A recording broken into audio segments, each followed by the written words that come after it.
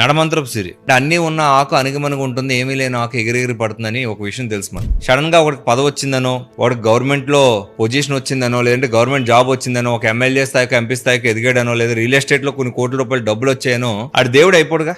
Sudden గా మిగతా మనుషులందరూ లోకం అయిపోకూడదుగా. ఒక స్టోరీ ఉంటది. ఒక దారిలో ఒక ఆయన వెళ్తుంటే అక్కడ ఒక కళ్ళు లేని వ్యక్తి కూర్చొని ఉంటాడు. ఆ కళ్ళు లేని వ్యక్తిని, అయ్యా ఈ దారిలో మా వాళ్ళు ఎవరైనా వచ్చారని అడుగుతాడు. అడగంగానే ఆ కళ్ళు లేని వ్యక్తి ఏమంటాడు తెలుసా? మహారాజా, ఇంతకు ముందే మీ మంత్రి వచ్చాడు, అతనికన్నా ముందు మీ సైన్యాధ్యక్షుడు వచ్చాడు, అతనికన్నా ముందు మీ సైనికుడు వచ్చాడు అని చెప్తాడు. అంటే రాజుకు ఒక నిమిషం ఆశ్చర్యం కలుగుతుంది. అయ్యా మీకు కళ్ళు లేవు కదా, నేను మహారాజుని ఎలా గ్రహించారు?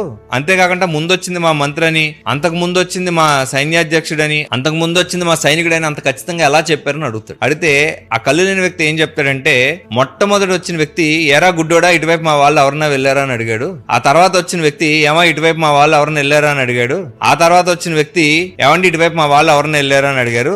మీరు అయ్యా ఇటువైపు మా వాళ్ళు ఎవరన్నా వెళ్ళారని అడిగారు. అంటే ఏ వ్యక్తి స్థాయిలో ఆ వ్యక్తి మాట్లాడతాడు. అన్ని ఉన్న వ్యక్తి ఏమో నాకు గౌరవం ఇచ్చి నన్ను మర్యాదగా మాట్లాడాడు, ఏమీ లేనివాడేమో ఎరా గుడ్డోడా అన్నాడు. ఎవరి స్థాయి బట్టి వాళ్ళు మాట్లాడతారని చెప్తాడు. ఈ కథలో మనకు అర్థం అవుతుంది ఏంటంటే, డబ్బులు ఉన్నాడు బాగా మాట్లాడతాడు, డబ్బు లేనోడు తక్కువలో మాట్లాడతాడు అని కాదు. మనిషి యొక్క ఆలోచన స్థాయి బట్టి. ఇక్కడ మహారాజు అంటే మనం తీసుకోవాల్సిన రాజుని కాదు, రాజు స్థాయిలో మన ఆలోచన విధానం ఉండాలని చెప్పేసి. సో మన దగ్గర డబ్బులు రాగానే మన ఆలోచన స్థాయి మహారాజు స్థాయికి వెళ్ళడం అంటే అందరినీ లోకు చేసి చూడడం కదా, అందరికీ మర్యాద ఇవ్వడం, అందరినీ గౌరవించడం, అందరినీ పద్ధతిగా స్వీకరించడం. సో మన దగ్గర డబ్బులు పెరిగితే మనం బటుడిలా ప్రవర్తించకూడదు, ఎరా గుడ్డోడు అన్నట్టు చేయకూడదు. మన ఆలోచన స్థాయి మహారాజు స్థాయికి వెళ్ళాలి. కనీసం మంత్రి స్థాయికి వెళ్ళనివ్వండి, అంతేగాని దిగజార్చుకోకండి. సో నడమంత్రపు సిరి ఆశలు